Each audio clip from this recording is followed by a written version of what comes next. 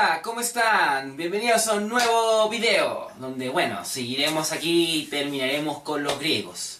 Habíamos quedado en ver unos griegos que estaban en la cima, estaban llegando casi hacia auge.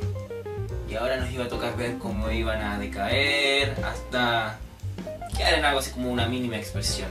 Y eso va a ser lo que podemos observar en el siglo V a.C. Con el siglo V a.C. empezaron las guerras médicas, lo cuales dejaron bien posicionada a Atenas.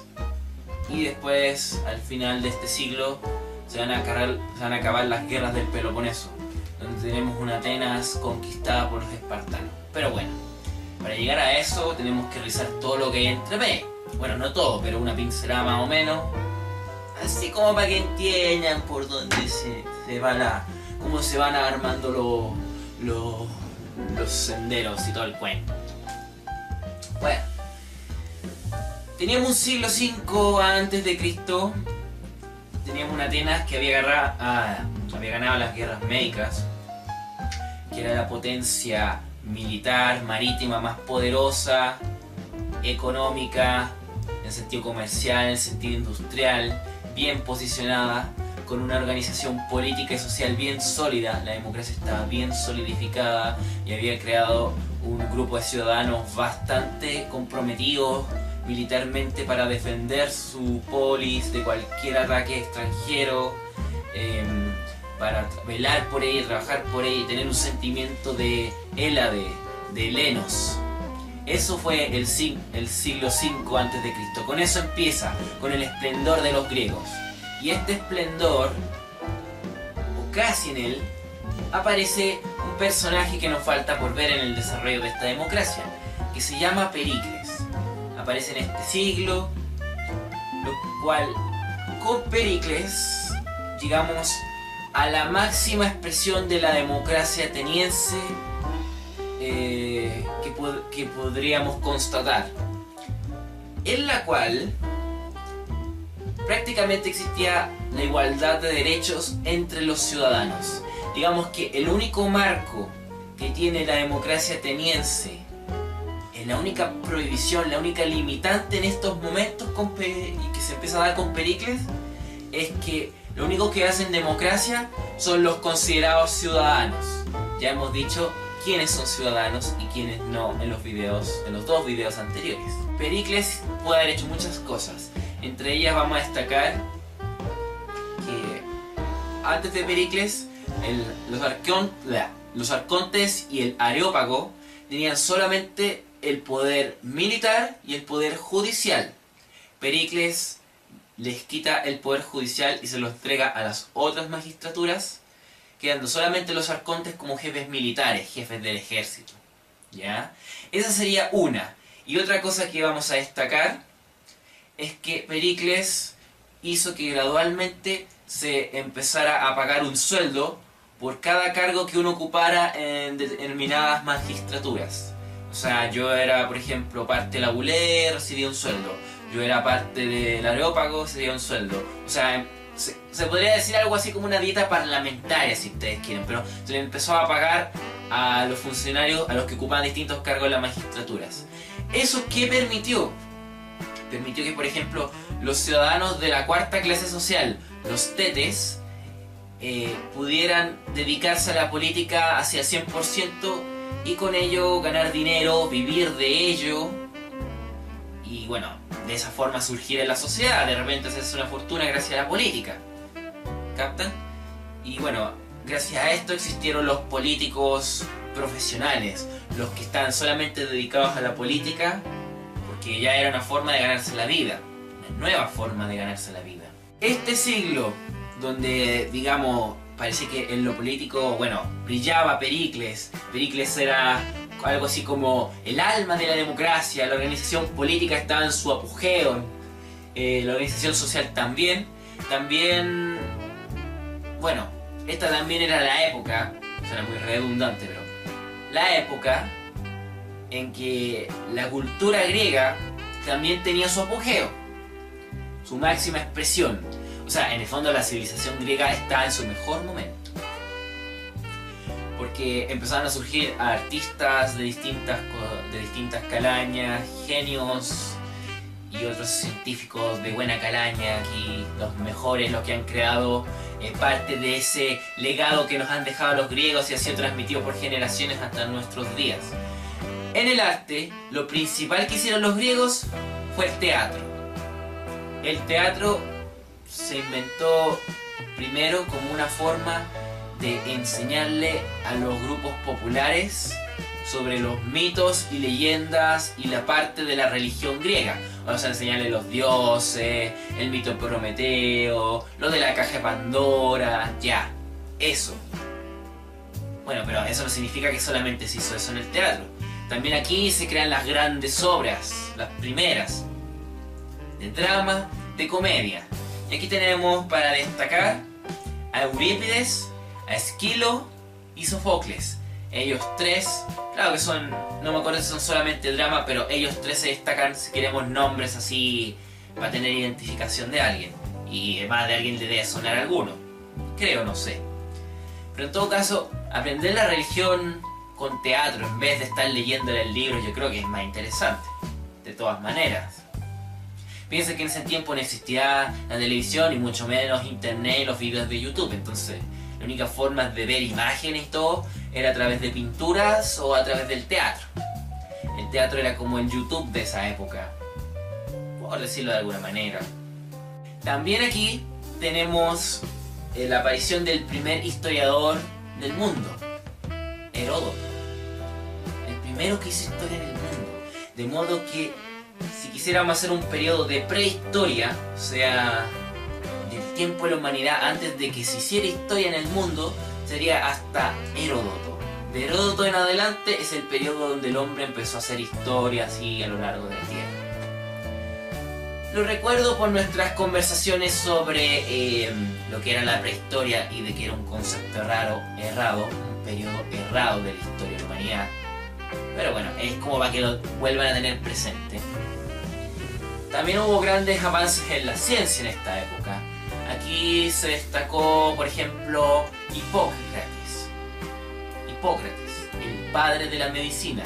El primero en decir lo importante que son los hábitos higiénicos en la vida cotidiana, porque mejoraban la calidad de vida. Y es aquí donde la arquitectura griega llega a su máxima expresión, con la construcción de templos que habían. Aquí en esta época se destaca principalmente el Partenón, ¿sí? De esta época del siglo V a.C., rodeado de este ambiente de esplendor que se vivía en Atenas, en la civilización griega. Muchos templos se construyeron en esta época, muchos edificios importantes. Y finalmente tenemos a los filósofos. Ya saben, estos sí que los conocen ustedes. Sócrates, Platón y Aristóteles, en ese orden. El más viejito fue Sócrates, después vino Platón y después vino Aristóteles. Bueno, y existen un montón de, no sé, mitos urbanos, leyendas urbanas sobre ellos, de que entre los tres eran gays y uno se acostaba con el otro, que el maestro se acostaba con el discípulo, no sé.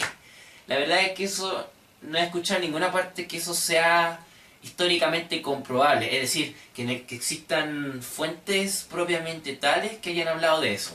A lo mejor sí, pero yo no las conozco por lo menos.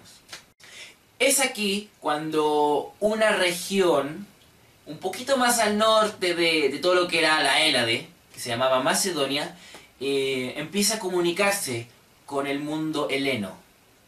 Era un mundo aislado, apartado, que tenía sus propios elementos que ya los vamos a ver, que después empieza a tener comunicación con la Hélade a través del comercio y empieza a difundirse en Macedonia elementos importantes de la cultura helena, como es el idioma, como es la religión y bueno, otras cosas de estos grandes artistas y grandes pensadores y científicos que se estaban desarrollando en esa época. Aquí tenemos unas pequeñas ideas, unas pequeñas luces, algo que nos dice cómo puede haber sido la época de esplendor de Atenas. Que si bien ya vimos un poco de lo bueno, todo lo bueno se acaba en algún momento y Atenas también va a empezar a decaer. y el inicio de su decaimiento está marcado por las guerras del Peloponeso. La guerra del Peloponeso fue la guerra que sostuvo Atenas con Esparta, las dos polis griegas que habían adquirido una especie de rivalidad muy fuerte porque ambas querían ser potencias comerciales, la más importante de toda la Hélade, pero ese trono como que lo iban compartiendo y tenían que deshacerse de la otra para poder tenerlo así solo sin compartirlo con nadie. Esa era una. Otra razón era porque, bueno, Atenas era una potencia marítima y Esparta era una potencia terrestre. Uno tenía los mejores barcos, tanto de guerra como de comercio, y los otros tenían los mejores ejércitos así de infantería. Es natural que me tenga que referir a los espartanos. Bueno, perdonen que no lo haga mucho, no tengo mucho que acotar y en realidad siento que, no sé, siento que tampoco es tan necesario. Es que de los espartanos lo único que podríamos rescatar es que, bueno, tenían una especie de organización política que era más o menos parecida a la que ya hemos visto más atrás, que es con una especie de monarca, un rey, con un poder centralizado a la cabeza.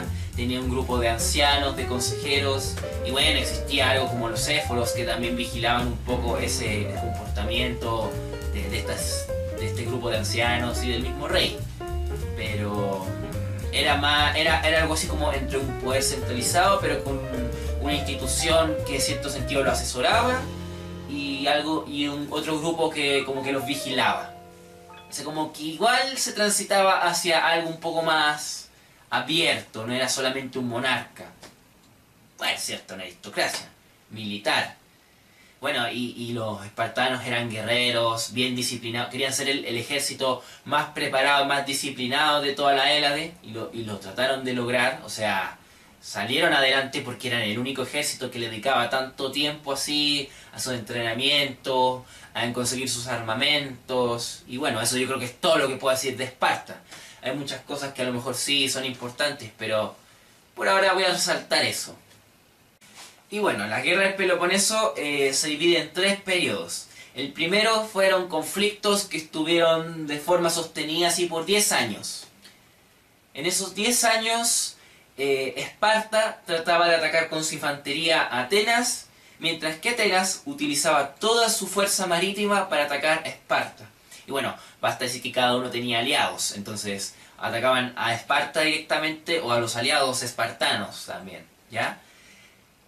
La táctica ateniense estaba funcionando, estaba surtiendo efecto. Algunas victorias habían conseguido. El problema es que se empezó a dar una peste, tanto en Atenas como en los mismos hombres que se empezaron a trasladar en los barcos, los cuales le jugó de forma perjudicial en esta guerra y terminaron perdiendo más que ganando. Pericles todavía estaba en parte a la cabeza de la polis, no a la cabeza, sí, porque ya en la polis era a esta altura imposible estar a la cabeza y ser, por ejemplo, el más mandatario, si tenía una bulea, una eclesía, estaba el Areópago, estaban los Polemarcos, Leupatria, en fin. Pero lo que quiero decir es que él seguía siendo como la figura importante en Atenas. Y su imagen decayó. Primero porque se le acusó de que no sabía dirigir esta guerra, que estaba malgastando los fondos.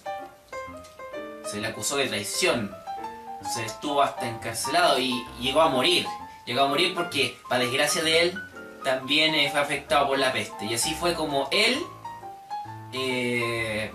falleció, y con su muerte quedó más que claro el preludio de que este buen momento, este buen apogeo de la Hélade se iba a acabar. ¿Ya? Ese fue el primer periodo. Con la muerte de Pericles vino otro individuo, no me acuerdo el nombre, a ver. No lo anoté. Vino otro individuo que estuvo por un tiempo reemplazándolo, pero después tuvo que desistir del cargo. Después el problema es que se empezó a desbaratar todo lo que se había construido en los últimos 2 siglos, en el siglo V y en el siglo VI. Bueno, si queremos algo del 7. Los aristócratas volvieron a apoderarse, a concentrar todas las tierras, volvieron a convertirse en terratenientes, volvieron a esclavizar a los arrendatarios de sus tierras. O sea, volvieron a tener arrendatarios y los volvieron a esclavizar por deudas. O sea, se desbarató todo esto de las 4 clases sociales de ciudadanos, empezó a dejar de existir. Y el ejército dejó de ser compuesto por ciudadanos y pasó a estar lleno de mercenarios. Entonces ya no era gente que luchaba porque realmente sentía que tenía que defender su polis y su tierra de extranjeros, así, la polis, la Hélade, a los helenos, sino que era gente que era contratada a sueldo, que su única motivación era el dinero y que si no le pagaban no peleaban, y eso debilitó el ejército. También se debilitaron la organización social y política. O sea, con eso se estuvo descascarando y desfragmentando la democracia hasta que desapareció. Y volvimos a una nueva suerte de aristocracia en Grecia. Después de esos 7 años de paz, se vino a otros 10 años de guerra. En ellos, bueno, los atenienses volvieron a utilizar sus estrategias de usar sus barcos para desembarcar tropas y así atacar, lo cual había funcionado antes de la peste. El problema es que ahora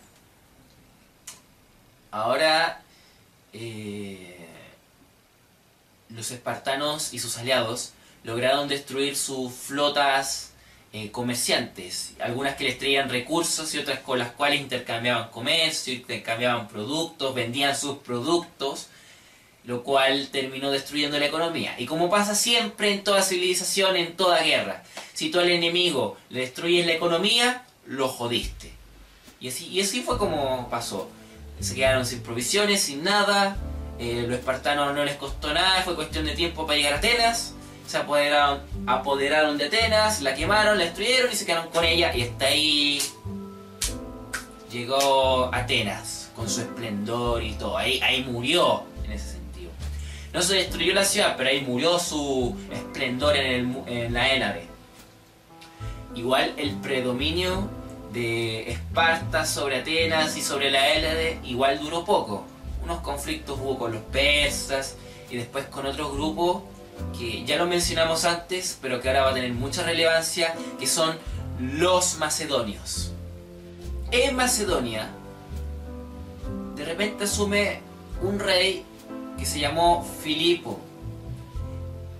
Filipo, bueno, algo que se venía dando ya un poco antes, quería tener el ejército más preparado de la Hélade, el más avanzado, incluso mejor que la infantería espartana. Y bueno, empezaron a juntar sus recursos y lo empezaron a construir. Macedonia ya llevaba un buen tiempo influenciado por la cultura helena, la cultura griega, por lo cual creían que era la más avanzada, la mejor para seguir desarrollando el mundo. Ellos creían que eran los únicos en todo el mundo capaces de seguir desarrollándola, de seguir divulgándola, de seguir expandiéndola. Entonces, ¿qué hicieron? Dijeron, tenemos que apoderarnos de todos los terrenos que son helenos y dirigirlos a nuestra voluntad, porque nosotros somos los únicos que podemos seguir desarrollando esta cultura helena y transmitirla por el mundo. Esta divulgación de dicha cultura hacia otros lados del mundo por los macedonios se llamó la helenización. Algunas partes esto le llaman la era helenística, por la misma razón. Y pueden que a ver, ¿y cuál creen que fue la reacción de la gente en Atenas cuando se supo esto de los macedonios? Sí, hubo gente que estuvo en contra, gente que no quiso, nada. Pero hubo gente que estuvo muy de acuerdo. Decían, ¿cuándo van a llegar los macedonios para que nos tomen? Porque veían que ellos sí estaban decididos a hacer algo que en Atenas ya se había perdido.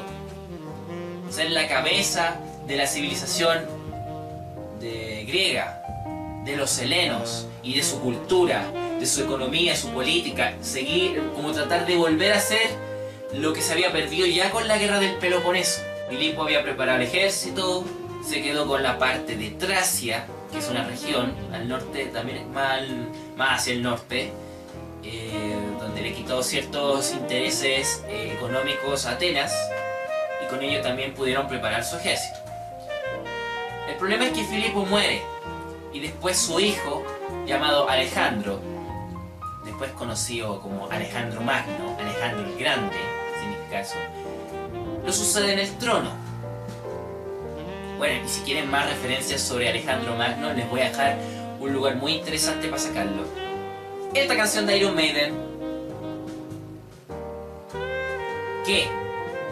¿Acaso creían que le iba a recomendar un libro, un documental, una historia, una película? ¿Qué? ¿No les puedo recomendar una canción de heavy metal? ¿Creen que esta canción es... porque es de heavy metal es una tontera? O sea, escuchen, vean la letra. Por último, si no escuchan música, escuchen la letra. O sea, lean la letra, está en inglés, tradúzcanla y vean que hay algunas cosas que pueden sacar de ella. Bueno, pero lo que yo les voy a decir es que Alejandro Magno de repente se le describe como una especie de individuo visionario que de repente como que él hizo, él se cae. Bueno, Alejandro Magno es reconocido porque él hizo un gran imperio en todo lo que fue Asia Menor, todo lo que fue la Hélade, le quitó terreno a los persas, pero es como que él no fue una especie de visionario, no fue la persona que a la primera que se le ocurrió, se preparó y trabajó para eso. Como ya escuchamos antes, el ejército macedonio ya se estaba armando, estaba bien preparado, tenía una base económica fuerte, y si se preguntan políticamente hablando... Bueno, de nuevo, existía un monarca centralizado, que a lo mejor tenía una institución que lo asesoraba, eso es lo que había en Macedonia. No habían adoptado esto de democracia. Yo creo que en ninguna parte, o sea, yo no escuché en ninguna otra parte que se haya adoptado, pero bueno. Entonces Alejandro Magno tuvo todas las cosas necesarias para hacer su imperio. Era cuestión de llegar y atacar cuando él llegue. Las conquistas de él pasaron por Siria, por Egipto, por la antigua Mesopotamia. En ese entonces Mesopotamia ya tenía cerca de 3000 años de existencia. Imagínate todo lo que ha volado de tiempo, 3000 años de existencia. Pasando obviamente por los sumerios, los asirios, los babilonios, los persas, en fin. Ya. Y llegó a tocar las fronteras de la India. Y le quitó varios terrenos a los persas, debilitando aún más su imperio. O sea, peor de lo que fueron las guerras médicas. Si bien en Atenas la democracia llegó a su máxima expresión con Pericles, en ese tiempo estaba desarrollándose, estaba floreciendo el esplendor de la cultura griega. Pero esa cultura, si bien con las guerras del Peloponeso se puede haber visto algo trancada, no fue como que después decayó y murió. Estaba como inerte, un poco pasiva. Entonces con las conquistas de los macedonios, de Alejandro, por ejemplo de Atenas y de parte importante de la Hélade, se siguió desarrollando esta cultura. Y gracias a los macedonios fue que se vivió el esplendor máximo de la cultura griega. Esto lo digo porque, bueno, si bien todo el mundo sabe, Alejandro hizo una ciudad que se llamaba Alejandría. ¿Por qué le habrá puesto Alejandría? Ah, debe ser un culto a su personalidad. De modo que no es porque, digamos, se le haya ocurrido de algo más interesante. En esa ciudad Alejandría se construyó una amplia biblioteca que tenía un parque muy bonito, era una cosa bien linda. O sea, era una biblioteca gigante con hartos libros, conocimientos, pero aparte tenía un parque, un lugar para relajarse, o sea, te hacía su cuestión súper cómoda, yo me lo imagino así. Y tenían también un museo. En ese entonces ya había museos, fíjate, en ese entonces ya había museos. Bueno, y en esta época es donde se destacan genios como Arquímedes y Euclides, genios que siguieron aportando desarrollo científico en la Hélade, en el mundo heleno. Pero bueno, los macedonios, si bien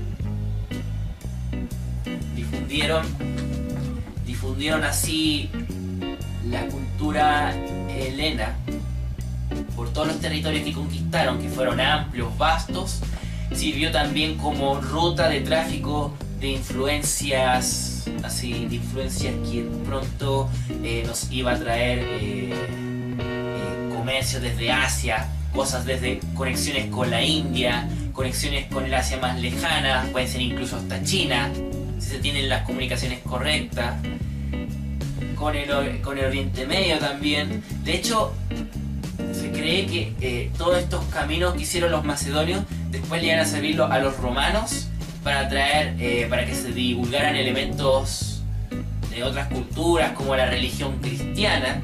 A pesar de todo ese esfuerzo por difundir esta cultura, los helenos respetaron los credos, las religiones y las culturas de sus territorios dominados.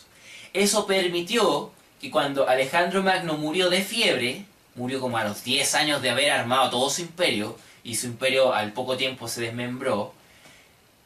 O sea, como se respetó las culturas de los territorios conquistados, eso facilitó que el imperio de Alejandro Magno se desmembrara fácilmente. Que cada uno volviera a los terrenos que tenían antes y a la cultura que tenían antes. O sea, no se perdió nada. Lo que pasa es que por un momento tuvimos alguien que nos sometió, pero cuando murió volvimos a ser libres. Una cosa así. Bueno, y después de Macedonia, los que iban a tomar Atenas y Grecia van a ser los romanos. Mucho después. Y eso lo vamos a ver después, porque en los próximos videos nos toca ver los romanos, que son la otra gran civilización que forma este periodo que yo he denominado clásico. Que también lo vamos a ver entre nacimiento, ascensión, apogeo, decadencia y llegar a una mínima expresión o desaparecer. También vamos a ver esa mecánica con los romanos. Lo importante de los griegos siempre va a ser, entre otras cosas, entre otros adelantos entre sus filósofos y el teatro, la democracia.